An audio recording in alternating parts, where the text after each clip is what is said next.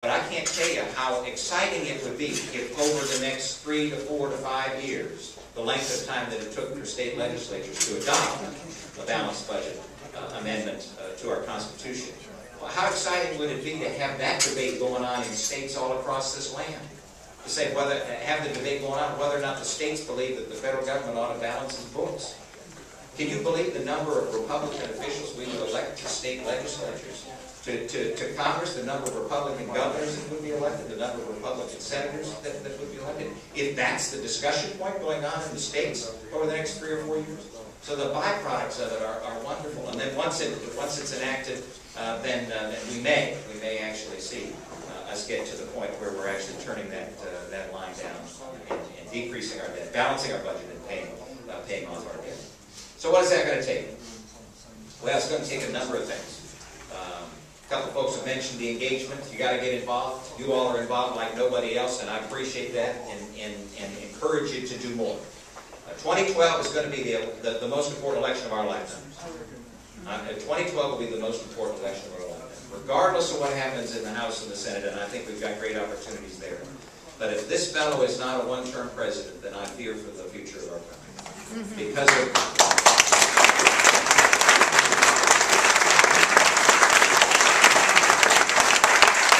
I do so because of the manner in which he has acted over the last 2.5 years. Because what he has done is to expand the reach of the executive branch in ways that we have not seen before. And he obfuscates. I'll tell you, yes, you get so mad at the television, you just throw your shoe at it, right?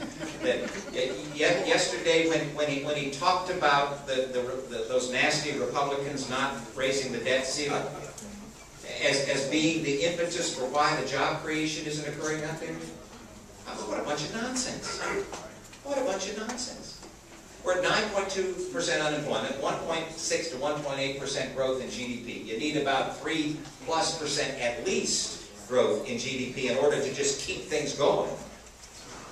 We're now 29 months, straight months of unemployment above 8% under this administration. You know the last time that happened? The Great Depression. You know what level Christine Romer said we wouldn't get above if we did what they said? 8%. So the Congress did what they said, and where are we? 9.2%. And paltry job growth. And it's not because we don't know how to create jobs. It's because this government refuses to allow jobs to be created. If you're Boeing right now, what are you thinking? Well, if I can't go to South Carolina, maybe I'll go to Canada. Maybe I'll go to Mexico. Maybe I'll go somewhere else. What are these guys, crazy? They think that Boeing is bound by the limits of our nation? They think that business individuals who have a better idea want to have to answer to the federal government at every single turn? This is insanity. It's insanity. So you got to engage. You got to engage like never before. And I know that you will, and I know that you can. Second is to recruit. As Jenny Beth said, the involvement of the Tea Party movement were individuals, by and large, who over the past number of years have said, well, it doesn't make a whole lot of difference what happens up there. It's just Tweedledee, Tweedledum. You send them all up there. They both basically do what they think is right, but it's never too right or it's never too wrong. And now we're in the boat where it's way too wrong, right? It's way too left. And the American people said, stop the madness. And got engaged. And it's that involvement, it's that engagement that has to be carried out, has to be continued, in order for us to make certain that we continue to elect good conservatives and good Republicans to the House and to the Senate. I think we can take the Senate this time. I think we can take the Senate in big numbers. And I think for the first time in our nation's history, the Senate may actually be more conservative than the House after the next election, which is a wonderful place to be. A wonderful place to be. You get 50, 56, 57, 58 strong Republicans over there, of whom you get a nucleus of 25 or 30 real conservatives in the Senate. Oh my goodness gracious! The options, the opportunities are endless. So you gotta recruit. You gotta get out there. And what does that mean? It means that almost every conversation that you have, if it's more than just passing somebody as you're walking by and saying hi, how you doing? Almost every conversation that you have has to include a political component. Has to include a political component. sorts of folks out there who are as frustrated as you and as I, and they just want to know what to do. And they need to be guided in their activity. So get them involved. Get them involved in the county Republican Party. Get them involved with a candidate that they trust. Tell them to engage. This is simple stuff, but it requires doing it. You just got to do it. And if we do that, I know that we'll have a wonderfully successful 2012. And finally, in addition to engaging and in addition to recruiting, it's what the book's about, saving the American people. You got to believe. Somebody came up to me and said they read my first chapter of my book. Bob did read the first chapter of my book, and they're so depressed they're not sure they can pick it up again.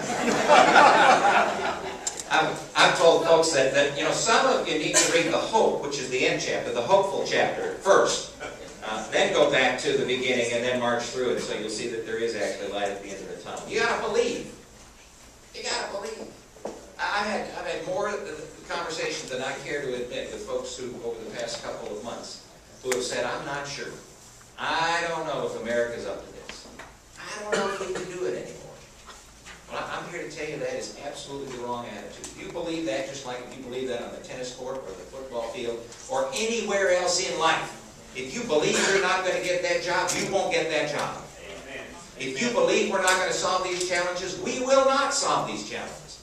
But if you believe and you understand that this is the greatest nation in the history of the world because of the fundamental principles that were adopted by our founding fathers and have been carried out through generation after generation.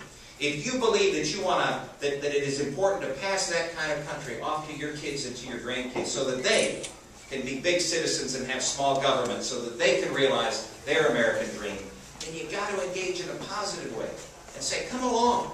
We can solve these challenges. There's nothing to hold us back.